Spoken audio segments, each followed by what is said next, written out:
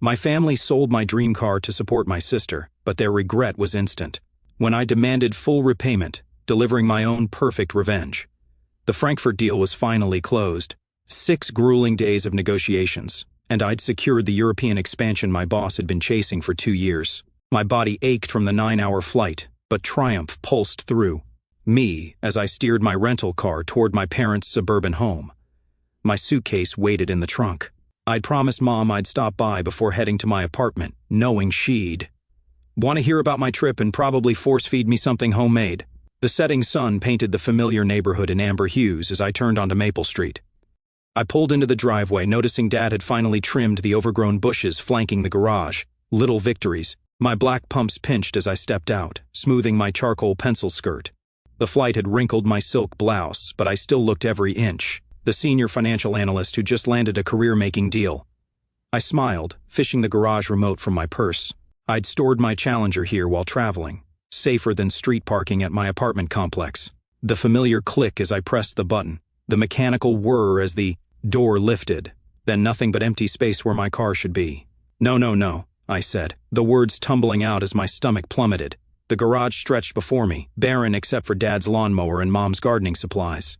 My fingers went numb. The remote clattered to the concrete as I dropped my suitcase and rushed toward the house. This couldn't be happening. Not my car, not my Challenger. I burst through the side door into the kitchen. They were waiting for me. Mom, Dad, and my sister Kendra, seated around the oak table like they were staging an intervention. The silence hit me first, then the guilt radiating from each of them. Dad couldn't meet my eyes, staring instead at his calloused hands spread flat on the table. "Avery, honey," Mom said, her voice carrying that sugary tone she used when breaking bad news. "Don't overreact. Where's my car?" I asked, the words scraping my throat.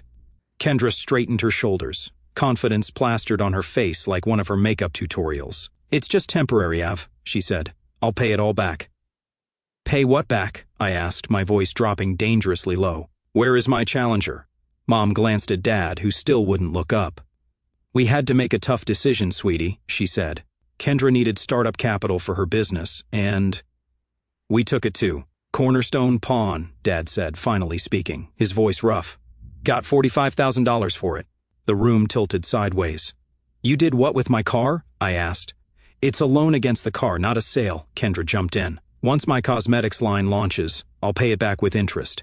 You'll have your car back in no time." My mind flashed to the endless nights I'd spent hunched over spreadsheets at Bridgewater Capital, 70-hour weeks for 6 years straight, saying no to vacations, to a better apartment, to everything while I saved. I remembered Grandpa's weathered hands guiding mine over the engine of his friend's Challenger when I was 9. "These machines aren't just transportation, Avery girl," he'd said. "They're dreams made solid." His eyes had crinkled with absolute certainty. "Someday you'll have your own beauty. Just be patient." The day I'd finally driven my Challenger home, tears had streamed down my face, not just for the glossy black paint or the rumble of the engine, but for what it represented, proof that my sacrifices meant something. "My cosmetics startup is revolutionary," Kendra was saying, flipping her hair over her shoulder. "I've developed a formula that, I don't care if you've discovered the fountain of youth in a bottle," I said, my voice cutting through her pitch. "That car wasn't yours to take." Mom's lips thinned. "Now, Avery, family helps family," she said. "You make plenty of money at your job. Kendra needs this chance to succeed. So you used my spare key and my title?" I asked, the betrayal burrowing deeper with each realization. "You committed fraud." Dad flinched. "We're your parents," Mom countered. "We've always supported both our girls equally." A bitter laugh escaped me. "Equally? That's what you call this?" My phone buzzed in my pocket. I pulled it out automatically, glancing at the notification, my insurance company alerting me to a lien placed against my vehicle. Ice replaced the fire in my veins. This wasn't just about money. This wasn't even just about my dream car. This was about respect, something my family had never given me. "You have 30 days, I said, my voice steadier than I felt. 30 days to get my car back, or I'm pressing charges for fraud and theft." "Charges?" Mom gasped. "Against your own family?" "Family doesn't steal from each other," I said, turning toward the door. 30 days. Their shocked expressions followed me as I walked out, slamming the door, with enough force to rattle the family photos on the wall. Photos that suddenly seemed like fiction, smiling faces hiding the truth that, in this family, my dreams had always been considered disposable. The pawn shop reeked of desperation and cheap air freshener. I straightened my blazer, trying to look like a woman who belonged here rather than one whose world was collapsing. My reflection in a dusty display case showed mascara tracks I'd missed washing away this morning.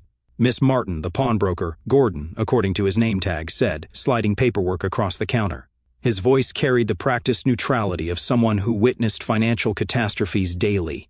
Your vehicle was brought in 5 days ago. Loan amount $45,000, plus our standard fees. I scanned the documents, my finance training kicking in automatically. $3,000 in fees? I asked. That's practically predatory. 5%, Gordon said, his face impassive. Classic car market's volatile. We take risks. And if the loan isn't repaid? I asked. After 35 days, we auction the vehicle, he said, tapping a paragraph of fine print.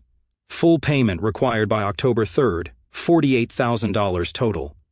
My stomach twisted as I flipped to the next page. There it was, my signature. Except it wasn't mine. The forgery was close enough to fool the pawn shop but missed the slight upward curve I always made on the final N. This isn't my signature, I said.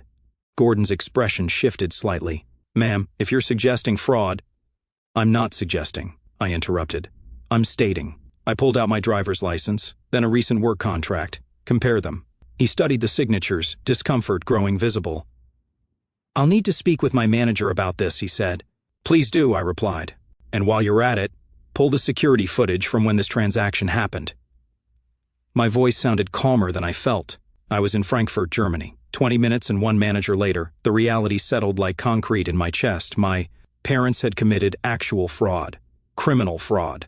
The kind people go to jail for. We can file a police report right now, the manager offered. The word police made my throat close. I need time to think, I said. Back in my apartment, I sank onto the couch, still wearing my coat. On the coffee table sat a family photo album I hadn't opened in years. I pulled it onto my lap, fingers trembling slightly as I flipped through plastic-covered memories. There was Kendra's Sweet 16, a garden party with 40 guests, a professional photographer, and a cake taller than she was.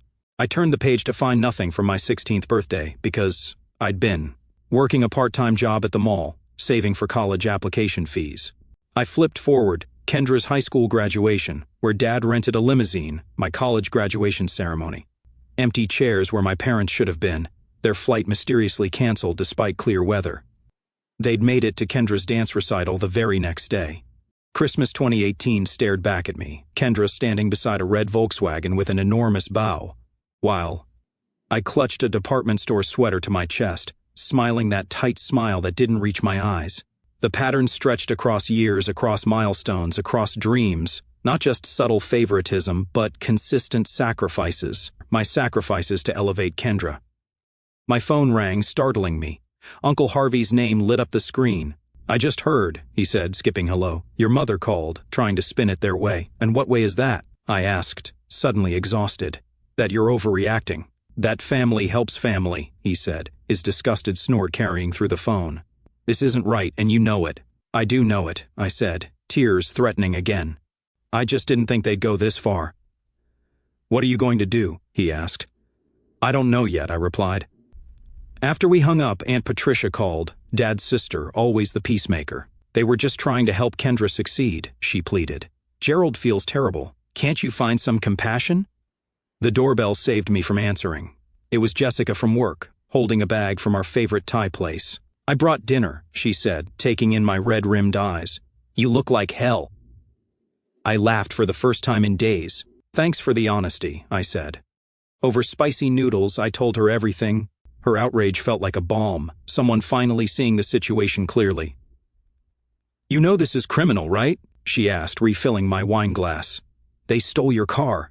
I know, I said. If anyone else did this— But it wasn't anyone else, I interrupted, setting down my fork. It was my family. That makes it worse, not better, Jessica said, her voice softening. What does your boss say? That family can cut deeper than anyone, I said. I'd broken down in his office earlier, something I'd never done in 6 years at Bridgewater. He's giving me space to handle it. The next morning I texted Kendra. Coffee, noon. The place near your apartment, just us. She was already there when I arrived, wearing sunglasses despite the cloudy day. Her bouncy confidence from the kitchen confrontation had evaporated. Let me see the business plan, I said, sitting down. What? She asked. The business plan, I repeated. Financial projections, marketing strategy. You know, the documents any legitimate startup would have before seeking investment. She fidgeted with her coffee cup.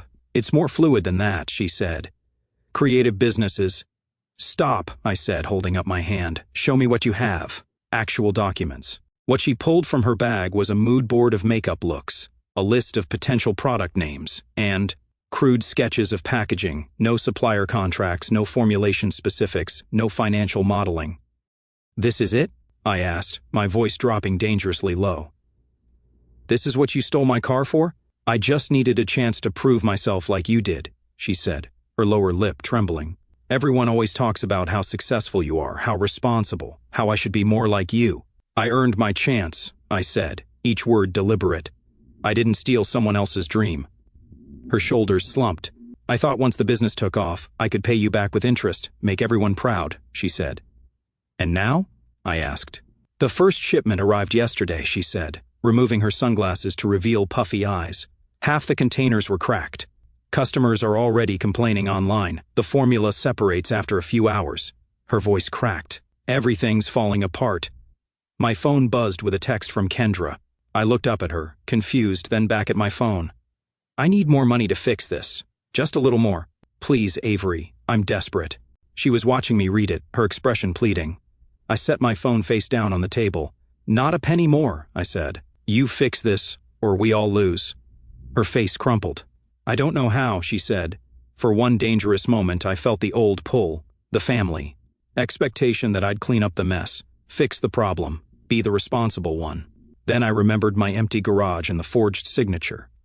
You better figure it out fast, I said, standing up. The clock is ticking.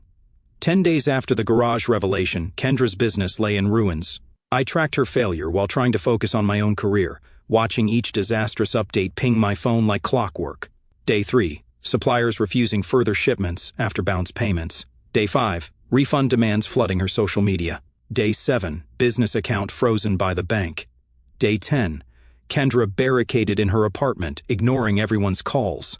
I stared at my computer screen in my office at Bridgewater Capital, the Frankfurt acquisition documents blurring before my eyes. The deal I'd spent 6 months orchestrating now hung by a thread because I couldn't focus. My mind kept circling back to the empty space in the garage where my challenger should be. My desk phone rang. It was my boss, Director Palmer. Avery, I need those final projections by 4, he said, his voice carrying that edge of concern that had been growing over the past week. You look exhausted. Everything okay at home? I forced a professional smile into my voice. Everything's fine, I said. You'll have those projections within the hour. The lie tasted bitter. Nothing was fine. My family had betrayed me. My sister's business was imploding, and my career might follow if I couldn't compartmentalize better. When Sunday arrived, I parked my rental at the curb outside my parents' house. Instead of in the driveway, a small rebellion, but it felt necessary. The familiar smell of pot roast, Mom's peace offering, wafted from the kitchen as I entered. Dad sat at the table, shoulders slumped under an invisible weight. Mom fussed with the china plates, the good ones reserved for Christmas and crises. Kendra arrived late, her designer sunglasses hiding puffy eyes, her confident stride replaced by something slower, smaller. Let's eat while it's hot, Mom said, serving Dad first, as she always had. We sat in silence, broken only by the scrape of forks against plates. I cut my meat into precise squares, focusing on the pressure of knife against ceramic to keep from screaming. Mom broke first. Kendra's having a difficult time with her business, she said, patting Kendra's hand. Everyone fails sometimes. I set down my fork. This isn't about failure, I said. It's about theft. We thought we were helping, Dad said quietly, the first words he'd spoken since I arrived. His weathered hands trembled slightly as he reached for his water glass. We wanted Kendra to have her chance. At my expense, I said, the words coming out sharper than intended, slicing through the pretense. You didn't just take a car. You took everything it represented. Kendra flinched. Honey, it's just a vehicle, Mom began. It was 6 years of overtime and missed vacations, I said. It was Grandpa's legacy. It was the one thing I had that proved all my sacrifices meant something. And you took it without a second thought. The doorbell rang. Relief flooded Mom's face at the interruption until Dad returned with Uncle Harvey behind him. My father's older brother filled the doorway with his broad shoulders and trademark scowl. What the hell were you thinking, Gerald? Harvey demanded without preamble. His eyes found mine across the room. Avery called me. Mom's spine stiffened. "This is a family matter, Harvey," she said. "Exactly why I'm here," he replied, pulling out the chair beside me. "Someone needs to speak for the member of this family you're throwing under the bus." Dad's face reddened. "Now wait just a minute," he said. "No, you wait," I said, reaching for my briefcase beside the chair.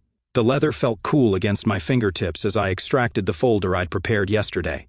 "We need to talk about what happens next," I said, placing 3 printouts on the table. Vehicle title, fraud statutes, pawnshop regulations, and sentencing guidelines. The papers landed with the weight of grenades. "This is a felony," I said, tapping the first document. "I could send you both to jail." Mom's face drained of color. "You wouldn't," she said. "I don't want to," I said, the truth of this surprising me. "Despite everything, I didn't want to destroy them. But you need to understand what you've done." Dad stared at the papers, really seeing them. "Prison time?" he asked. 2 to 5 years for title fraud, I said, keeping my voice clinically detached, plus restitution. Mom collapsed into tears, not the manipulative kind she used to end arguments, but ragged, ugly sobs that shook her shoulders. Dad reached for her hand, his own eyes glistening. "What have we done to you?" he asked. "To us?" For the first time since this nightmare began, I saw genuine remorse in his face. Not just regret for getting caught, but true understanding of the damage inflicted. Kendra pulled off her sunglasses, revealing red-rimmed eyes. "This is my fault," she said, her voice cracking. "I pushed them to do it.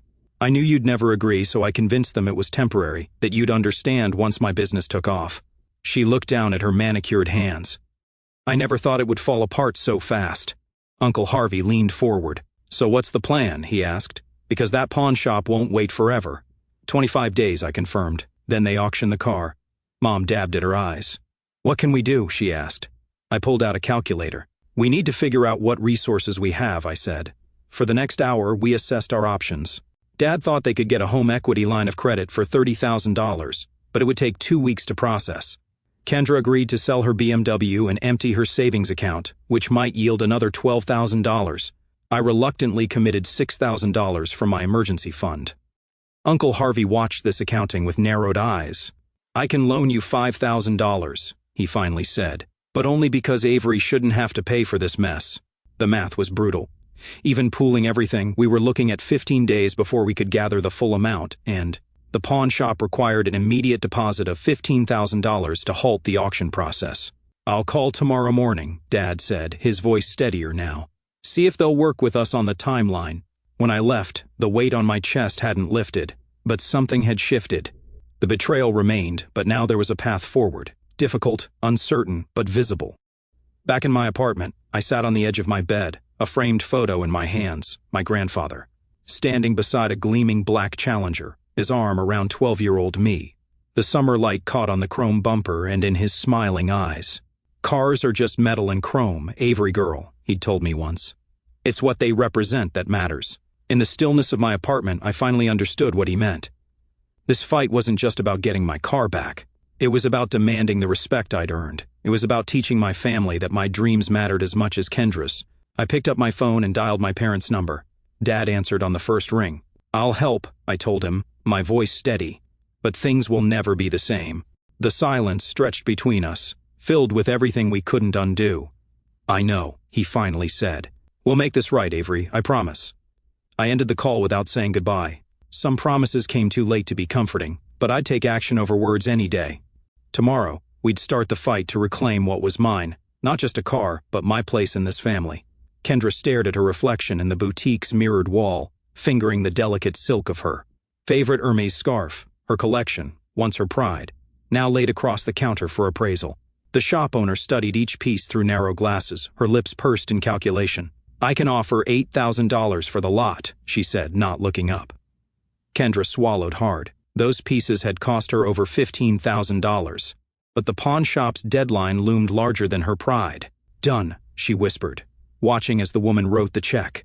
Across town, Dad shuffled into the warehouse manager's office, arthritis flaring in his knees. "Night shift?" the manager asked, raising his eyebrows. "Gerald, you haven't worked nights in 20 years. Dad sank into the chair across from him. "Just temporarily," he said. "Need the differential pay." The manager studied the shadows under Dad's eyes. "This about that car situation your brother mentioned?" he asked. Dad nodded once, jaw tight. "Family business," he said. "Starting Monday then," the manager said, sliding the paperwork across. "Hope it's worth it." At home, Mom wrapped Grandma's silver candlesticks in tissue paper, hands trembling. Those pieces had survived the Depression, witnessed 50 years of family celebrations. She placed them carefully in a box with the pearl necklace Dad had given her on their 25th anniversary. The pawnbroker at Fletcher's barely glanced at the items before offering $3,000 to cover the next week's interest payment. My own sacrifices came in lost sleep and skipped meals. The Frankfurt expansion demanded constant attention, but I was taking extra accounts, pushing for the performance bonus that suddenly meant the difference between redemption and ruin. The deposit receipt from Cornerstone Pawn sat on my desk, proof that our initial $15,000 deposit had postponed. The auction, a small victory, hollowed by the bank's latest letter, HELOC approval delayed pending property assessment. "They're making actual progress," Jessica said over takeout in my cubicle. "Your sister called me," she added. I looked up from my spreadsheets, surprised. "She called you?" I asked. "Wanted to know if the financial group was hiring for entry-level positions," Jessica said, twirling noodles around her fork. I was shocked. Later that week, I spotted Kendra across the food court, barely recognizable and simple. Black slacks and a white button-down. No designer labels, no statement jewelry. She shifted her weight nervously outside Nordstrom's employee entrance. Her first day. When my phone rang that night, her voice sounded smaller than I'd ever heard it. "I had no idea," she said, her words catching. 8 hours on my feet, smiling at people who treat me like furniture, and you've been working 70-hour weeks for years. I leaned against my kitchen counter, unsure what to say. "All those times I called you boring for canceling plans," she continued. "You weren't being boring. You were being responsible." 3 days later, we met at the coffee shop halfway between our apartments. Kendra ordered plain coffee instead of her usual complicated concoction. Her makeup was subtle, her nails short and unpolished. "I was entitled and selfish," she said without preamble. "I'm so sorry, Avery. Not just for the car, for everything." I wrapped my hands around my mug, feeling the warmth seep into my palms. "Pretty words, Ken," I said. "I know." She nodded, eyes steady. "Actions speak louder. I'm trying to show you now." At my parents' house, Dad spread bank statements across the kitchen table, the harsh overhead light emphasizing every line on his face. He squinted at figures that refused to balance, adding columns for the 5th time. "Gerald," Mom called from the study. "Did you know about these?" She held a stack of loan applications, all in Kendra's flowing script. Credit, cards, personal loans, 3 different buy now, pay later accounts. "Nearly $80,000, Mom whispered. We had no idea. The next morning, they sat across from Mr. Winters at the credit union, the financial advisor they'd trusted for 20 years. "This HELOC will delay your retirement by at least 5 years, he said gently. "And that's assuming no other financial surprises." Mom stared at her hands, her wedding ring loose on her thinner finger. When I stopped by to drop off my portion of that week's payment, Dad met me on the porch steps. For once, Mom wasn't hovering nearby with excuses. "We failed you," he said, his voice rough with emotion, "long before we took your car." I sat beside him, the weathered wood creaking beneath us. "All those years, we praised Kendra's dreams while dismissing yours," he said, his calloused hands twisting together. "You never asked for much, so we never thought you needed much." The Sunday evening sky turned golden as we sat in silence. Then the HELOC finally came through, but with a 3-day processing period. Relief turned to panic when Cornerstone Pawn called. Another buyer was interested in the Challenger, offering cash. "We just need 2 more days," Dad pleaded over the phone. "Business is business," the pawnbroker replied. "First money here gets the car."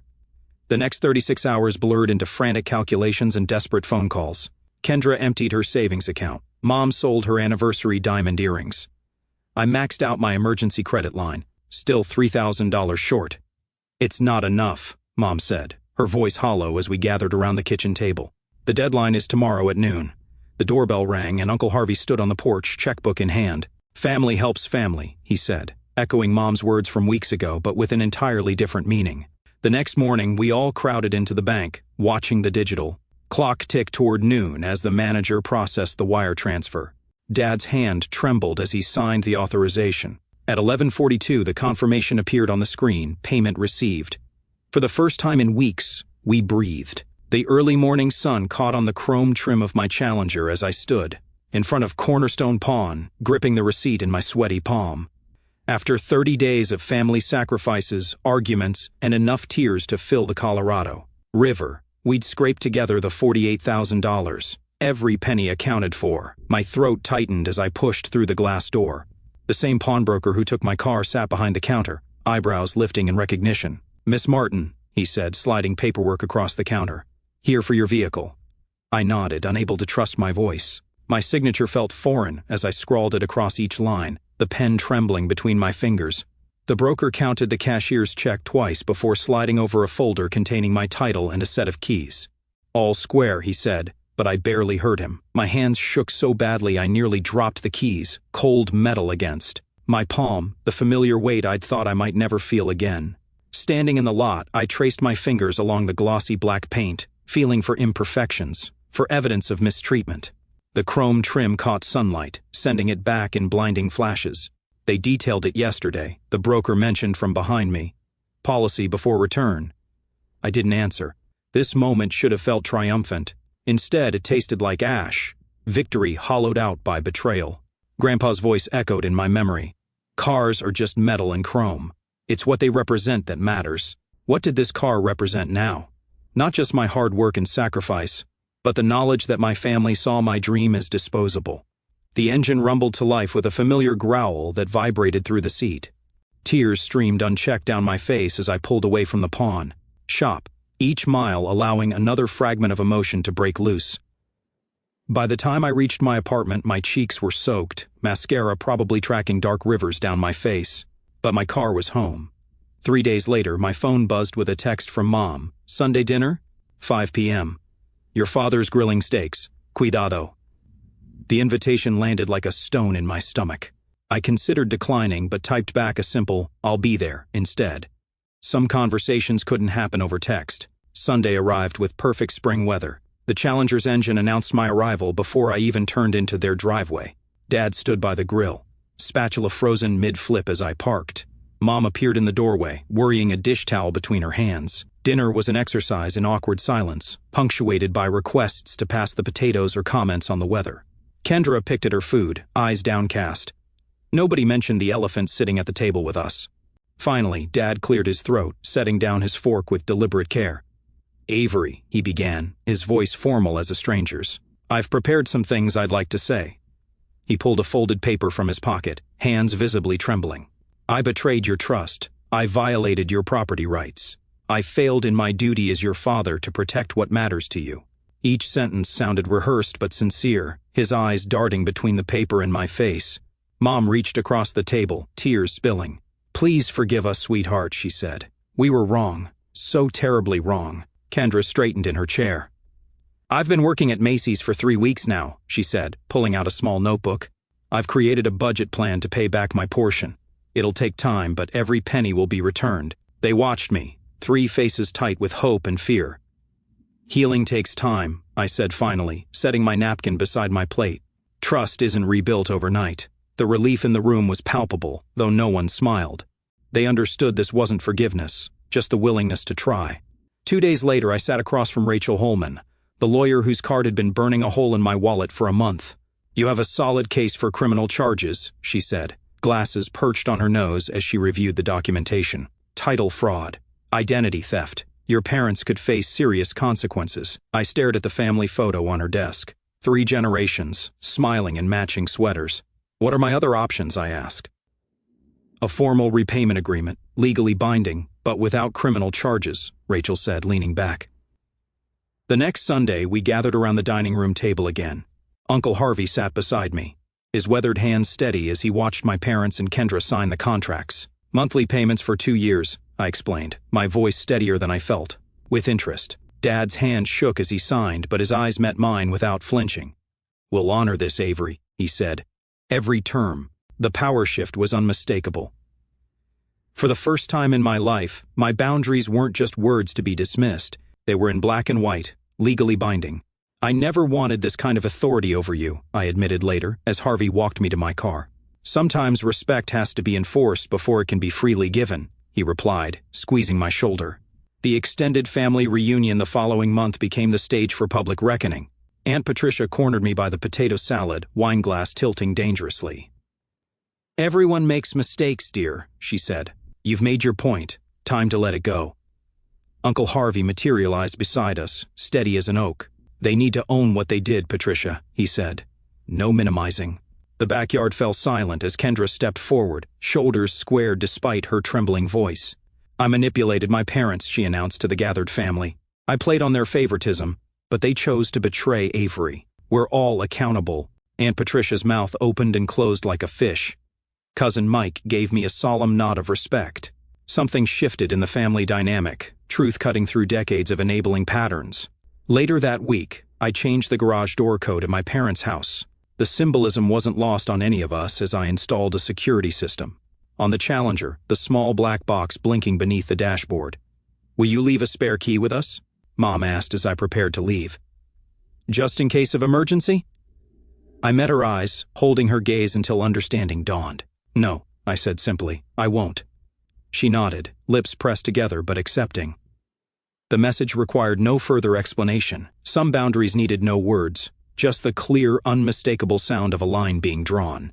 The mountain curves ahead unfolded like a beckoning hand. I downshifted, feeling the Challenger respond with a rumble that vibrated through the steering wheel and into my bones. The Colorado Rockies rose around me, painted in morning gold. 1 year since I nearly lost her, and driving still felt like coming home. "You were right, Grandpa," I whispered, patting the dashboard. The black paint gleamed in the sunlight, every reflection a reminder of what I'd fought for. With the windows down, mountain air rushing through my hair, I could finally enjoy this dream without the shadow of betrayal. My shoulders no longer hitched toward my ears in constant tension. The knot that had lived between my shoulder blades for months had finally dissolved. Last week's dinner at my parents' house played in my mind. Dad led me to the garage before I left, unveiling the small addition he'd built himself. A secure, locked space with its own separate alarm system. "Your car's always safe here now," he'd said, his voice gruff with emotion he still struggled to express. "Only you have the code." Mom had learned to ask now. Simple things like, "Would you mind if I borrow your jacket?" The questions themselves were small victories, acknowledgments that my belongings weren't community property. Kendra sent me $300 each month, not much against what she owed, but the consistency mattered more than the amount. Her apartment was tiny, her wardrobe simple. Last month, she showed me her new budget spreadsheet, pride replacing the desperate need for approval that had once driven her. "I'm learning what you knew all along," she'd admitted. "Earning something feels different than being handed it." A sharp curve approached, and I eased off the gas, then accelerated through the turn. The engine sang beneath me. Uncle Harvey had ridden with me the previous weekend, his weathered hand patting the dashboard appreciatively. "Your grandfather would be proud," he'd said, "not just of the car, but of the woman you've become." I signaled and pulled into the mountain overlook. Below, the valley stretched into forever, trees spilling toward distant peaks. I killed the engine and sat in the quiet, remembering the day I'd placed fresh flowers at Grandpa's grave, propping a framed photo of me with the Challenger against his headstone. "I understand now," I'd told him. "Some dreams cost more than money." The finance class I volunteered with met tomorrow. 20 young women learning what no one had taught me. How to protect what matters, how to establish boundaries, how to recognize when giving becomes harmful. Last month, a teenager named Melissa lingered after class, admiring the Challenger. "My dad used to work on old cars," she'd said. "Before the divorce, my mom sold his tools to pay for my sister's dance lessons." I'd let her sit behind the wheel, watching her eyes light up with possibility. "Dreams need protecting," I'd told her, echoing Grandpa's wisdom, but with new understanding. "And so do you."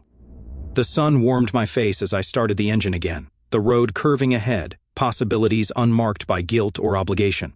Boundaries had cost me the fantasy of perfect family harmony, but they'd given me something. Better, authentic relationships built on respect rather than expectation. I accelerated back onto the mountain road, windows down, the future unfolding before me like the perfect stretch of open highway. For the first time since I was 9 years old, watching Grandpa's hands on a stranger's car, I was truly enjoying my dream.